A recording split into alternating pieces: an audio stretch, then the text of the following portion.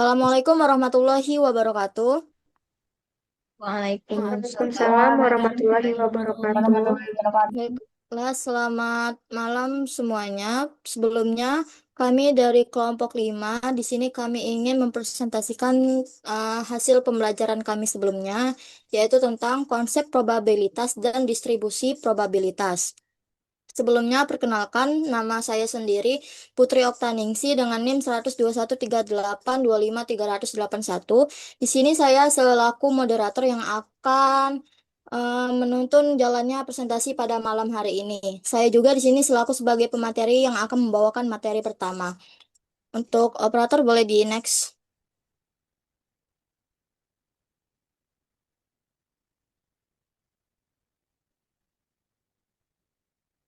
Boleh. Baik. Jadi di sini kami itu akan membahas tentang probabilitas. Jadi secara umum probabilitas itu merupakan peluang untuk munculnya suatu kejadian atau event. Nah, untuk nilainya dari probabilitas itu berkisar antara 0 hingga 1.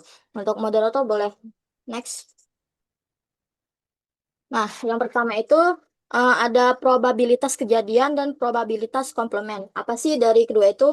Nah, di sini saya akan menjelaskan tentang probabilitas dari kejadian dan probabilitas komplement. Untuk pertama itu kita akan membahas tentang probabilitas kejadian. Nah, probabilitas kejadian itu peluang munculnya suatu kejadian tertentu dari seluruh kemungkinan yang ada. Untuk rumus probabilitas kejadian yaitu P dalam kurung A sama dengan N dalam kurung A per N. Untuk keterangannya, N dalam kurung A itu sama dengan jumlah kejadian yang diharapkan. Untuk N itu sama dengan jumlah seluruh kejadian yang mungkin terjadi. Untuk nilai probabilitas antara 0 sampai 1, semakin mendekati 1, maka peluang kejadian akan semakin besar.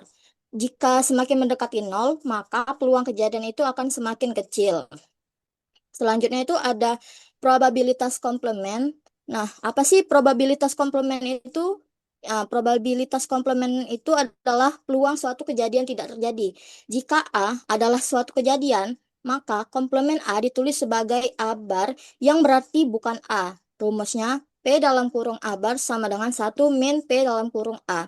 Artinya, total seluruh peluang adalah 1, sehingga peluang tidak terjadinya suatu kejadian dapat dicari dengan mengurangi 1 dengan peluang kejadian tersebut. Oke, operator boleh next. Selanjutnya, kita akan membahas tentang probabilitas yang pertama, yaitu probabilitas a priori ataupun probabilitas klasik. Jadi, probabilitas klasik itu adalah probabilitas yang dapat ditemukan sebelum percobaan dilakukan.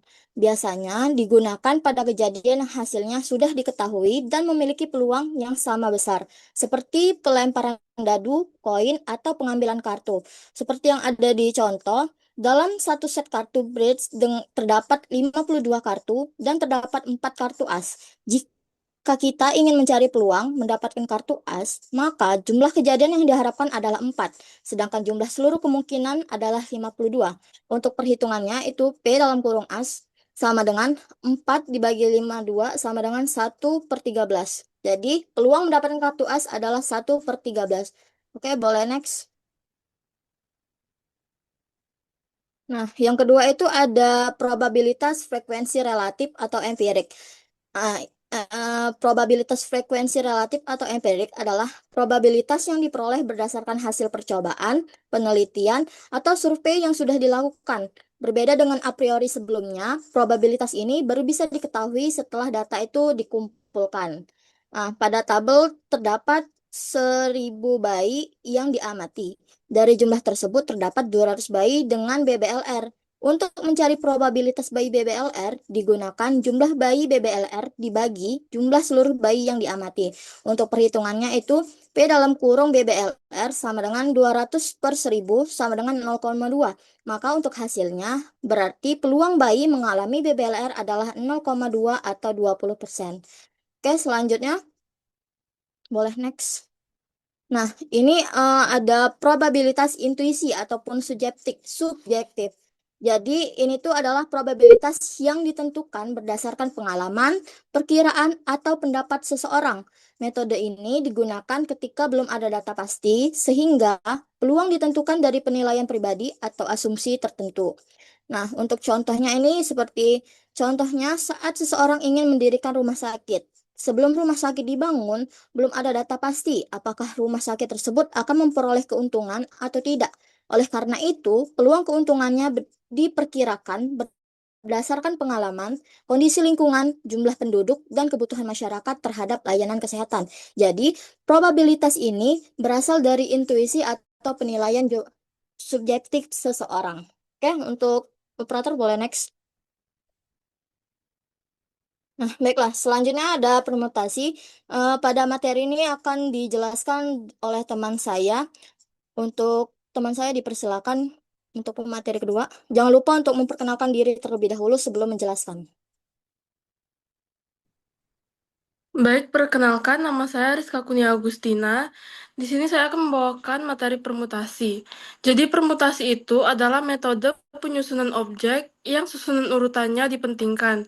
Artinya susunan AB tidak sama dengan BA. Contohnya terlihat pada pemilihan jabatan pengurus kelas, seperti menentukan posisi ketua, sekretaris, dan bendahara, di mana urutan orang yang terpilih tidak boleh tertukar. Rumus permutasi ini yaitu N PR sama dengan N faktorial per N min R faktorial. N itu adalah jumlah data, P permutasi, R jumlah pasangan. Lalu materi selanjutnya akan dijelaskan oleh rekan saya.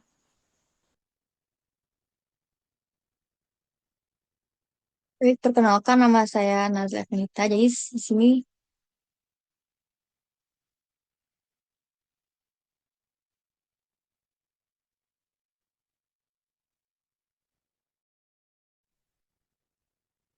akan menjelaskan contoh soal dari permutasi. Jadi di sini ada soalnya ada 5 siswa akan dipilih menjadi ketua, wakil, dan sekretaris. Nah, pertanyaan itu berapa banyak susunan yang dapat dibuat? Jadi di permutasi itu kan mementingkan apa adanya urutan. Nah, dari 5 siswa ini dipilih ketua, wakil, dan sekretaris. Nah, itu nggak boleh ketukar kan? Jadi kalau misalkan ada 5 siswa, itu menjadi ketua itu kan ada 5 kemungkinan. Terus kalau sudah ketua, yang wakil itu berarti ada 4 kemungkinan siswa yang akan menjadi wakil. Kemudian untuk yang sekretaris itu ada 3 kemungkinan. Jadi untuk rumusnya itu permutasi ada n faktorial dibagi dengan n dikurang r faktorial. Nah, n itu adalah jumlah data dan r itu jumlah pasangan. Terus di sini kan n-nya itu ada 5. Nah, ini jumlah pasangan itu ada 3. Kita substitusikan ke dalam rumus tadi. Terus hasilnya itu ada 60 cara. Selanjutnya akan dilanjutkan oleh rekan saya. Baik, sebelumnya perkenalkan nama saya Safana Fikria. Di sini saya akan membahas materi kombinasi. Sebelumnya, kombinasi adalah cara pemilihan data dengan urutan tidak dipentingkan, yang artinya ABC dianggap sama dengan CAB atau BCA. Nah, untuk penggunaan kombinasi ini ketika pemilihan anggota tim yang tidak ada jabatannya, memilih menu makanan, atau membuat gabungan obat yang tidak ada urutan campurannya. Untuk rumusnya ada NCR sama dengan N faktorial per R faktorial faktorial dikali N dikurang R faktorial. Untuk keterangannya, N jumlah data, C kombinasi, R jumlah pasangan. Selanjutnya akan dijelaskan oleh rekan saya.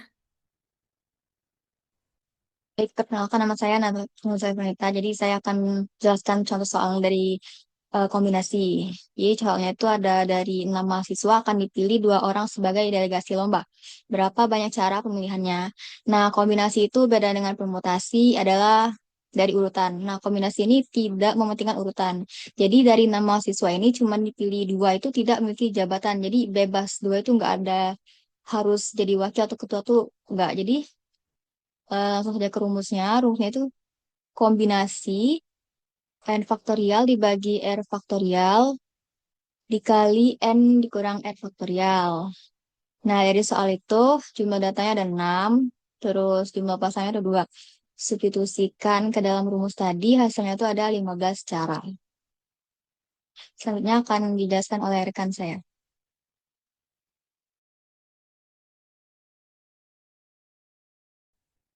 Baiklah, perkenalkan nama saya Rajwa Nabila dengan ujung NIM 55. Di sini saya akan menjelaskan tentang hukum probabilitas.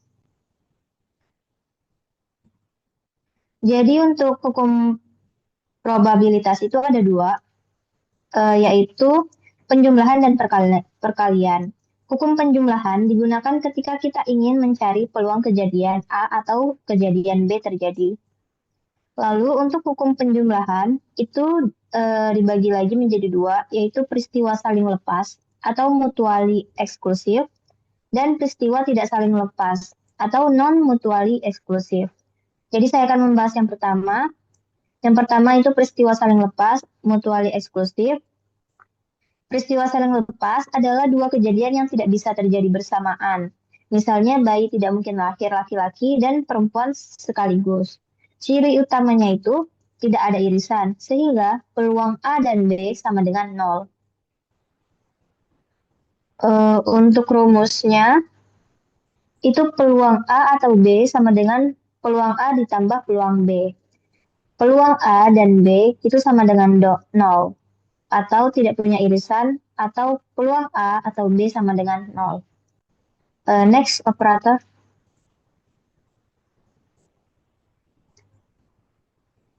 Lalu yang kedua ada peristiwa tidak saling lepas atau non-mutually eksklusif.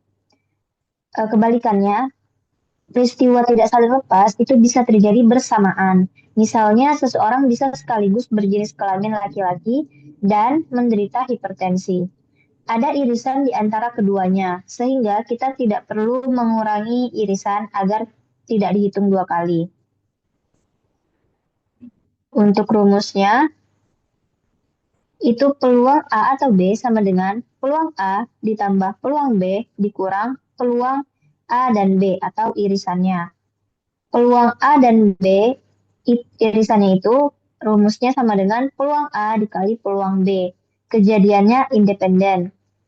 Tetapi jika kejadiannya bersyarat, itu peluang A dan B sama dengan peluang A dikali peluang B atau A.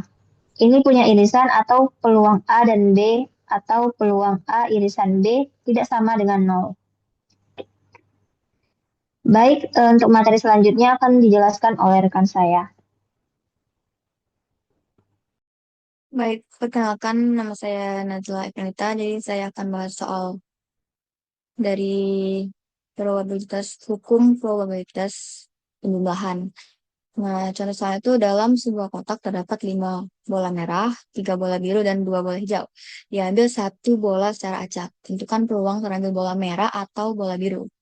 Nah, jadi di sini kenapa dia termasuk saling lepas? Dia itu masuk saling lepas karena ini kan terambilnya bola merah atau bola biru. Nah, ketika kita mau ngambil bola merah atau bola biru itu kan satu bola. Itu tuh ya itu tuh bolanya tuh gak bisa sekaligus merah dan biru. Kan cuma satu warna gitu kan. Jadi termasuk saling lepas. Nah, misalkan kejadian A itu mengambil bola merah. Terus B itu kejadian mengambil bola biru. Nah, jumlah seluruh bola itu kan ada 10. Terus, ini ada rumusnya tadi, peluang A gabungan U sama dengan peluang A ditambah peluang B. Nah, untuk peluang A tadi, karena tadi A itu kejadian mengambil bola merah, jadi 5 itu 5 bola merah dibagi 10 itu jumlah seluruh bola tadi. Terus yang peluang B itu 3, karena 3 bola biru kan, dibagi dengan 10, seluruh total bolanya. Terus substitusi hasilnya itu 0,8 atau 80%. Next. Nah, contoh soal kedua ini itu membahas mengenai tidak saling lepas Kenapa? Karena di sini kan ada contoh di kelas terdapat 18 siswa suka matematika, 12 siswa suka IPA, dan 5 siswa suka keduanya. Nah, jika jumlah siswa 30 orang, tentukan peluang siswa suka matematika atau IPA. Nah, di sini kan tidak saling lepas, karena di sini ada 5 siswa yang suka keduanya. Jadi, misal siswa itu tuh suka IPA, nah dia juga suka matematika, jadi dapat terjadi sekaligus. Nah, di soal ini kan dia tentukan peluang siswa suka matematika atau IPA yang 5 siswa tadi kan. Misal A itu suka matematika dan yang B itu suka IPA. Nah, lalu kita masukkan ke peluang A itu 18 dibagi 30 karena yang suka matematika kan 18. Terus 30 itu jumlah seluruh siswa. Terus peluang B-nya itu ada 12 karena siswanya suka IPA itu ada 12 siswa dibagi 30. Nah, yang ini, yang bawah ini peluang A, irisan B itu yang keduanya suka matematika dan IPA. Itu ada 5 siswa kan dibagi seluruh siswa. Jadi masukkan ke dalam rumus, substitusikan itu peluang A gabungan B sama dengan peluang A ditambah peluang B dikurang peluang A irisan peluang B. Substitusikan yang tadi, terus hasilnya itu 5/6. Soalnya akan dijelaskan oleh rekan saya.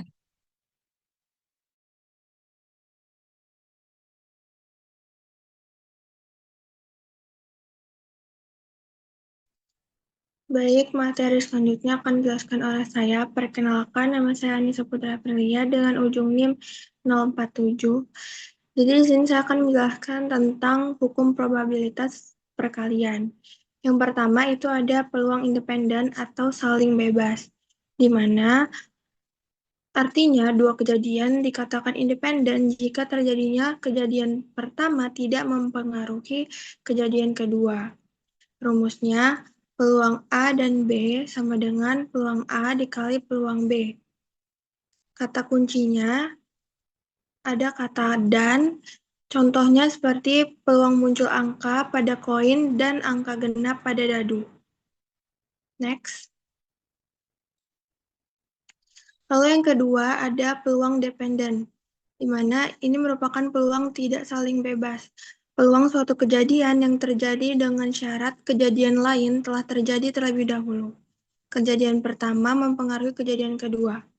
Rumusnya, peluang A dan B sama dengan peluang A dikali peluang B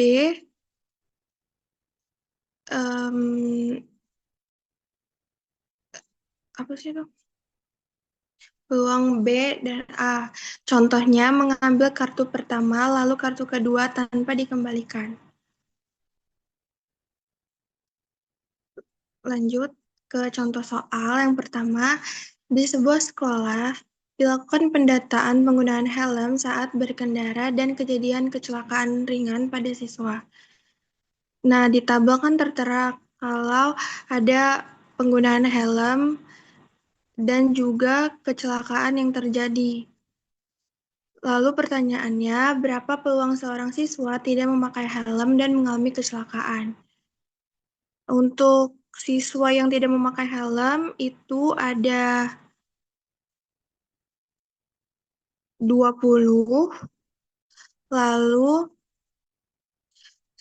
total keseluruhan siswanya ada 100, maka hasilnya 20/100 dikali untuk siswa yang mengalami kecelakaan itu ada 100 totalnya per 200 untuk keseluruhan.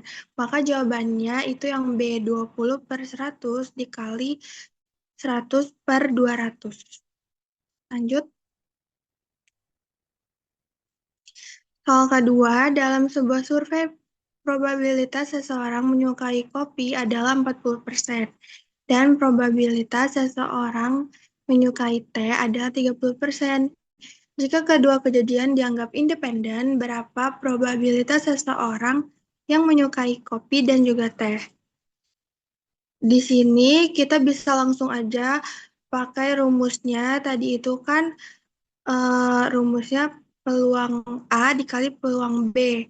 Maka langsung masukin aja 40% dikali 30%. Jadi jawabannya yang B.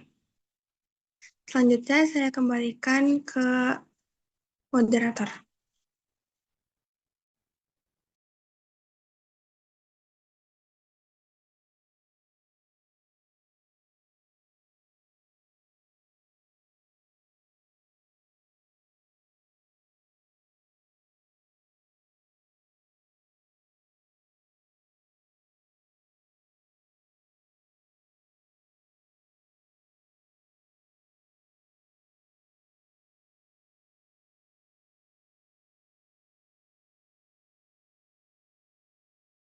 Oke, baik, terima kasih. Selanjutnya, mungkin boleh dilanjutin untuk mempersingkat waktu. Oke, baik. Materi selanjutnya yaitu distribusi probabilitas. Apa sih distribusi probabilitas itu? Jadi distribusi probabilitas itu merupakan distribusi dari peluang-peluang yang mungkin terjadi. Boleh next, operator? Next lagi. Nah, distribusi probabilitas ini memiliki catatan dan kata kunci. Yang pertama itu nilainya langsung lihat CDF-X, yang dimana memiliki kata maksimal paling banyak dan kurang dari sama dengan.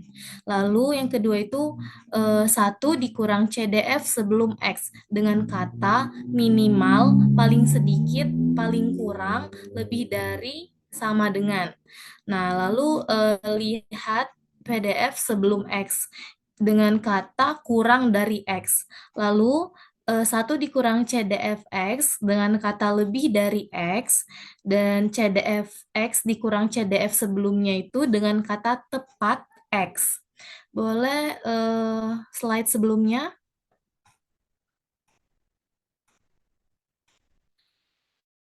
Nah, jadi PDF dan CDF itu, kalau PDF itu probability density function, peluang tepat suatu nilai. Contohnya itu, peluang tepat memiliki 2 anak adalah, kita lihat di porsi atau peluang atau PDF-nya itu, dengan jumlah anak 2 itu adalah 0,24.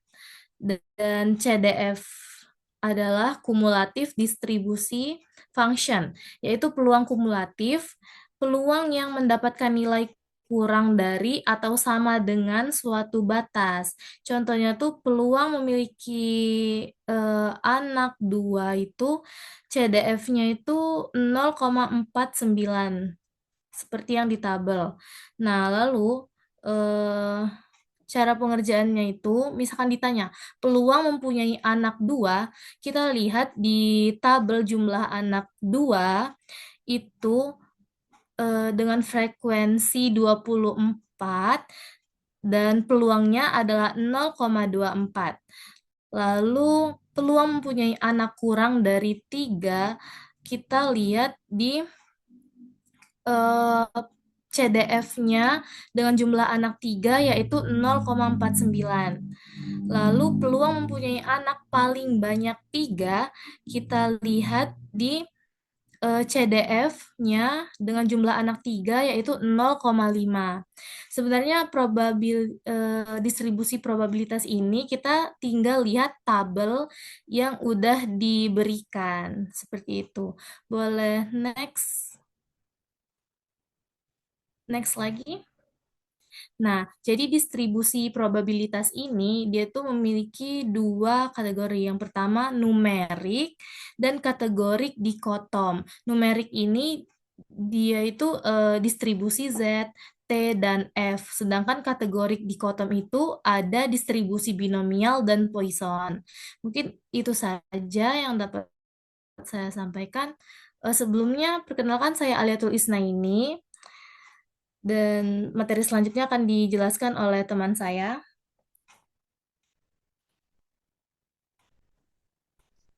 Baik, saya Rizka Kunia Agustina akan membawakan materi distribusi binomial. Distribusi ini digunakan untuk mencari peluang pada kejadian yang berbentuk dua outcome, yaitu hidup atau mati, dan lulus atau gagal. Ciri binomial itu kejadiannya berbentuk dua outcome, lalu digunakan pada variabel yang berjenis kategori, dan digunakan pada peristiwa yang sering terjadi atau peluangnya besar. Peluangnya lebih dari 0,05 atau 5%. Dan digunakan pada jumlah sampel yang kecil, yaitu N kurang dari 30. Rumus distribusi binomial itu P sama dengan N faktorial per X faktorial dikali N min X faktorial dikali P pangkat X dikali 1 min P pangkat N min X. N itu jumlah sampel, X jumlah kejadian yang diharapkan, P proporsi kejadian, P peluang binomial. Lalu selanjutnya akan disampaikan oleh rekan saya.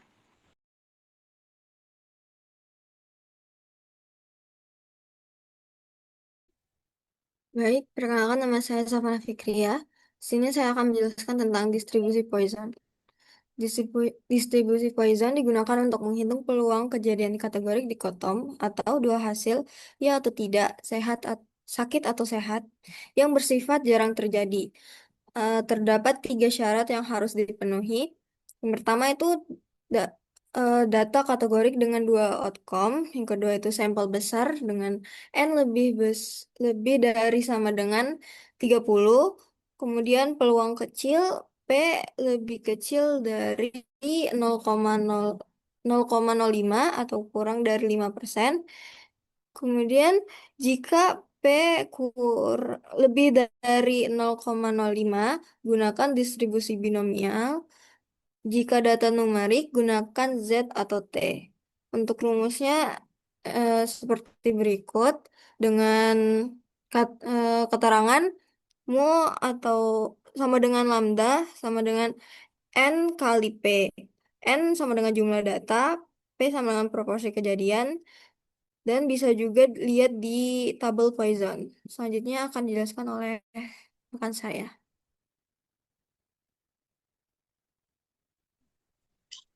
Baik, saya akan melanjutkan bagian contoh soalnya. Itu sebuah toko roti menerima rata-rata 3 pesanan kue setiap jam. Berapa peluang toko tersebut menerima tepat 5 pesanan dalam 1 jam? Untuk pembahasannya di next slide. Nah, jadi ini merupakan soal distribusi Poisson karena banyak kejadian dalam interval waktu tertentu, yaitu tadi dalam waktu 3, dan rata-rata kejadian diketahui serta kejadian bersifat acak dan independen. Diketahui rata-rata pesanan per jam atau lambda sama dengan 3. Sedangkan banyak pesanan yang ditanyakan atau X sama dengan 5. Rumusnya seperti berikut. Lanjut, masukin angkanya ke dalam rumus. Jadi peluang 5 sama dengan 3 pangkat 5 M pangkat min 3 per 5 faktorial. Lalu hasilnya 0,1008. Kalau dilihat dari pilihan jawabannya, maka jawabannya yang B. Selanjutnya akan dijelaskan oleh rekan saya.